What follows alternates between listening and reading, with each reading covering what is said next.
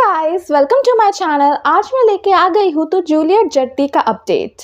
तो आज हम देखेंगे कि गुलाब जैसे ही घर में एंटर करती है, दिलीप उसे रोक के कहता है कि तुम्हें घर आने की कोई ज़रूरत नहीं है, ये लो डिवोर्स पेपर। मुझे सब पता चल गया है कि तुमने हीर के घर में जाके क्या तमाशा करने की कोशिश की है। उन्होंने मुझे सब कुछ बता दिया है और मैंने तुम्हें वार्न किया था, अगर तुम इस शादी को रोकने की कोशिश करोगे तो हमारी शादी भी नहीं टिकेगी। ठीक तभी गुलाब कहती है, मुझसे गलती हो गई है, अब तुम जो कहोगे मैं वही सुनूंगी और ये शादी अब होकर रहेगी, प्लीज़ मुझे एक लास्ट चांस दो। तो दिलीप कहते हैं ठीक है, अगर ये शादी आज टूटी तो हमारा रिश्ता भी टूट जाएगा, ये बात याद रखना। ये कहकर वो वहाँ से चला जाता है और नवाब ये सब कुछ सुन लेता है कि उसके मॉम भी अब कह रही है कि ये शादी होगी। तो नवाब अपनी मॉम को बहुत ज़्यादा गलत समझने लगता है और नवाब मॉम के पास आकर कहता है कि आपने ऐसा क्यों किया, आपके ऊपर मैंने सबसे ज़्यादा भरोसा किया क्योंकि आपने कहा था आप इस शादी को तोड़ने के लिए सब कुछ करोगे, लेकिन आपने कुछ नहीं किया और अब आप पापा के साथ हाँ में हाँ मिला के बोल रहे हो ये शादी होगी। मैंने आपको कितना भरोसा किया, आपने मेरा पूरा भरोसा तोड़ दिया। उसकी मॉम नवाब को समझाने की कोशिश कर रही होती है, बेटा मजबूरी है, मेरी मजबूरी है और तू इस शादी को कर ले एक बार, फिर मैं तुझे वादा करता हूँ तू जैसा लाइफस्टाइल जी रहा है वैसा ही जी, मैं हीर को संभाल लूँगी। पर नवाब कुछ नहीं सुनता। नवाब कहता है मैं नहीं, अब यहाँ से भाग जाऊँगा, ये एक ही लास्ट ऑप्शन है मेरे पास। ठीक तभी दिलीप आता है और कहता है तू कहीं नहीं भागेगा और रूम में लॉक कर देता है। और हम उधर देखते हैं हीर नवाब को कॉल लगाती है और कहती है कि मेरे पास एक सॉलिड प्लान है, अगर तुम इस प्लान से काम करोगे ना तो हम दोनों ही शादी के चक्कर से बच जाएंगे। तो हीर नवाब को स्टेप बाय स्टेप अपने प्लान समझाती है और इस प्लान को सुनकर नवाब बहुत ज़्यादा खुश हो जाता है और हीर नवाब अपनी ना शादी होने की खुशी में खुशियाँ मनाते हैं।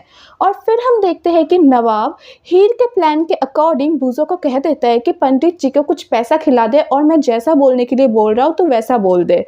और फिर वो पंडित जी हीर के घर में जाके शादी के लिए मुहूर्त निकाल रहा होता है। ठीक तभी पंडित जी बूज़ो के प्लान के अकॉर्डिंग, मतलब हीर और नवाब के प्लान के अकॉर्डिंग कहता है कि 1 साल में कोई भी अच्छा मुहूर्त नहीं है, अगर ये शादी हुई, कल दुल्हन दूल्हा ने अपना चेहरा देख लिया तो दोनों परिवार में बहुत बड़ी संकट आ सकती है। ठीक तभी अजीत और ताया जी सोचता है कि ये शादी तो कल ही देनी पड़ेगी, लेकिन क्या करे।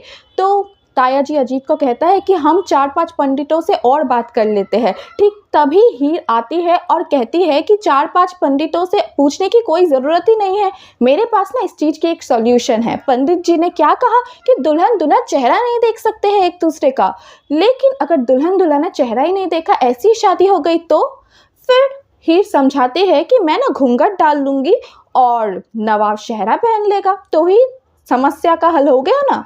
तो अजीत और ताया जी काफ़ी इम्प्रेस हो जाते हैं उसके सजेशन से और वो दिलीप को कॉल लगा के कहते हैं कि ऐसी ऐसी बात है, दुल्हन को घूंघट ओढ़ना पड़ेगा और दूल्हा को शहरा। तो दिलीप के फैमिली मेम्बर्स भी मान जाते हैं कि ठीक है ऐसी शादी होगी। और फिर हीर और नवाब शादी के लिए तैयार हो जाते हैं। हीर घूंघट डाल लेती है, नवाब शहरा पहन लेता है और फिर बारात निकल जाता है नवाब के घर से। और दिलीप कहता है कि नवाब और बूज़ो मेरे साथ मेरे गाड़ी में चलेंगे, लेकिन दिलीप के गाड़ी में बहुत सारी गिफ्ट्स रखे होते हैं।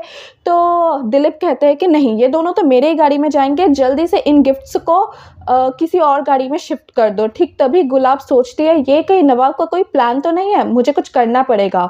तो गुलाब आती है और दिलीप को समझाते हैं कि अभी हम क्या ही करेंगे, गिफ्ट को वापस बाहर निकालेंगे, फिर किसी और गाड़ी में लोड करेंगे, इसमें मुहूर्त निकल जाएगा और हमें अभी जल्दी करना है और ये दोनों अकेली गाड़ी में जाएंगे तो क्या हो जाएगा।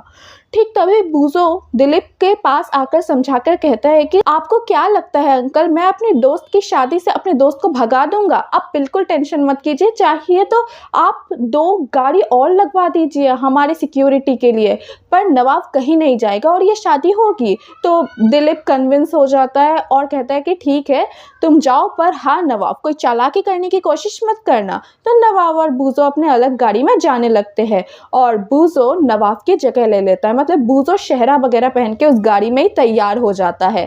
तो इतना तो साफ है कि हीर का प्लान है नवाब की जगह कोई और दूल्हा बन के आए और उधर हीर भी अपनी मम्मी से कहते हैं कि अब आप बिल्कुल भी टेंशन मत लीजिए, ये शादी किसी भी कीमत पर अब नहीं होगी, अब सब कुछ अच्छा होगा, आप बिल्कुल टेंशन मत कीजिए क्योंकि इस बार ये प्लान मैंने बनाया है और ये पक्का काम करेगी।